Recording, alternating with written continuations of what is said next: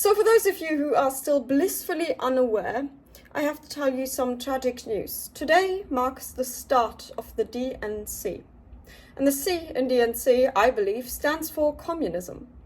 It is the convention of groomers and of woke mind virus superspreaders. You have to stay woke.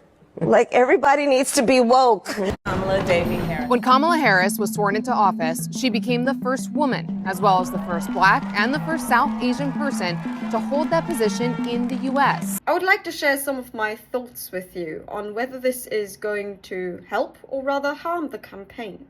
The unfortunate reality is that Kamala Harris's campaign lives from the vibes, and therefore anything that the mainstream media can use to twist this into a positive narrative for Kamala Harris, they will abuse to boost Kamala Harris's campaign. And you and I, we know that Kamala Harris's campaign lacks all substance and that it is completely devoid of any useful policies. So what did Harris achieve in that role? Kamala appeals to voters with a Marxist fairy tale implemented into completely manufactured, artificial cultural issues.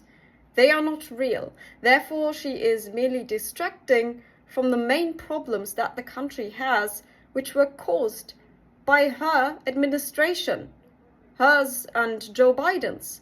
But she is responsible for the last years, which have plunged America into an economic disaster. And so Kamala Harris, she provides this fairy tale of LGBT rights and helping fight racism. But all she's going to do is pander to these communities and give you some bonuses of affirmative action, but that doesn't solve the original issues. Why would any leader put our Black communities already riddled with crime at further risk by placing unvetted non-taxpayers steps away from our seniors, our children, and our homes we've worked so hard on our own to secure? All she's telling you is that you are oppressed if you are a marginalized community. You're oppressed by white, straight, cis people. How's that going to help you? If you don't take accountability for your grievances in life, you can't self-improve. You don't have a chance in the free market. That's why she doesn't want the free market. Haha. That's the whole twist of it all. She is a communist, and she is going to implement communism. I will work to pass the first ever federal ban on price gauging on food. We've seen this kind of thing tried in lots of other countries before: Venezuela, Argentina, the Soviet Union, etc. It leads to shortages. It leads to black markets. Essentially what we're talking about is gargantuan big government that controls everything. What we're talking about is a war on capitalism. The most important demographic that we ought to focus on are the indecisive voters in the battleground states who are trying to decide between Kamala Harris and Donald Trump. Many voters have already made up their minds because they know clearly, I can't vote for Donald Trump because he's evil, because he's misogynistic, because he's racist. Some people are just too far gone at this point, and it's going to take quite a while to wake them up from their trance of indoctrination from the mainstream media. Also, many of them, we have to acknowledge this, are mentally ill. Just being hyper-subjectivistic and not seeing beyond their subjective scope of perception, not seeing the numbers, not seeing rationalist analysis of the state of the country. Some people are just too stupid. They are stupid.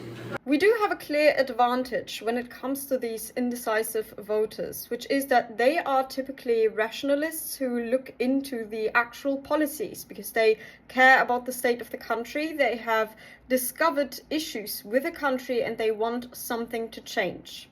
A lot of people recognize change in Kamala Harris because she is something young and fresh and new. And Donald Trump has been the president before and he is older than Kamala Harris. So understandably, the vibes, once again, from Kamala Harris might be more appealing to many of these voters. In fact, I've looked at a statistic and 45% of people who would now vote for Kamala Harris were going to vote for Donald Trump prior to Joe Biden stepping down. That's quite impressive. We need to reignite the spark of Donald Trump and bring back this transformative energy. And I think he is in the middle of doing that. I think he is reawakening his entire campaign project. He is making some changes. I highly respect this decision. And I think we need to, especially after the DNC, spark up this energy once more.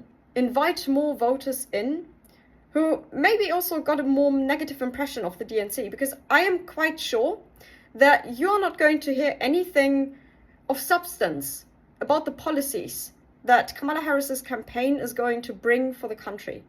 It's just going to be a lot of pandering to marginalized communities. It's going to be a lot of celebrating Kamala Harris as this first black woman who might become president.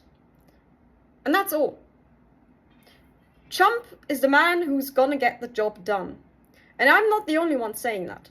Statistics show that people recognize Trump as the one who gets the job done, and Kamala Harris is just there for the vibes.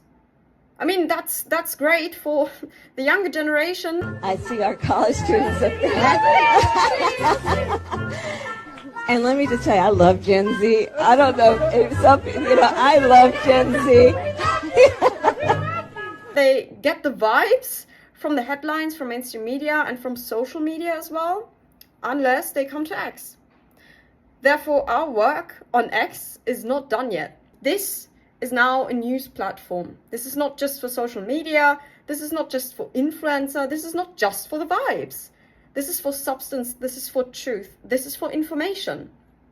So what it all comes down to is, what do people who care about more than just the vibes actually care about? It's border control, first of all. The American people want to maintain the sovereignty and the American integrity.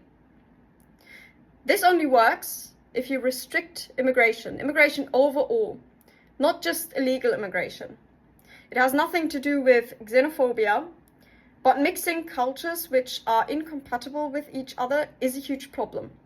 You can do so slowly and with strict border controls and with certain policies in place.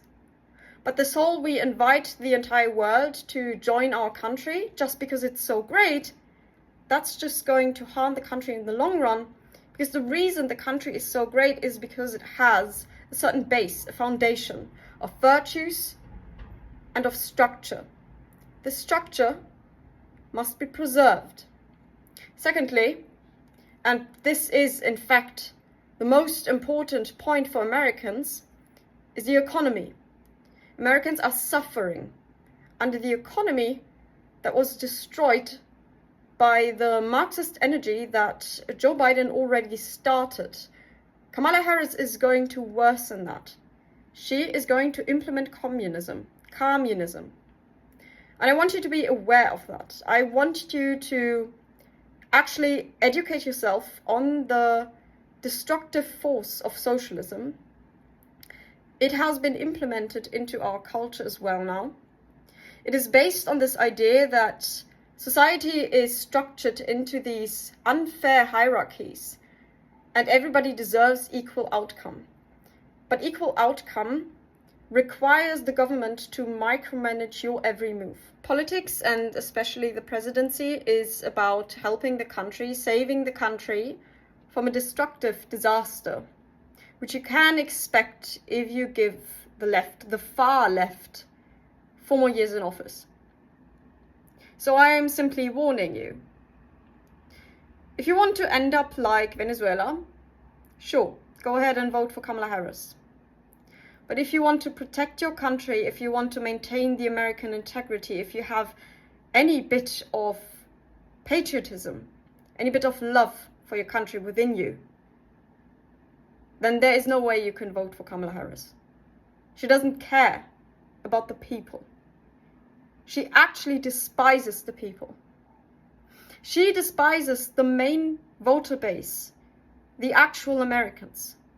merely focusing on marginalized communities and then appealing to those white knights and cis straight knights who try to be allies to the LGBT community, that's not going to be successful in the long run. She's appealing to the weak community. She's appealing to those with no confidence in themselves who seek authority.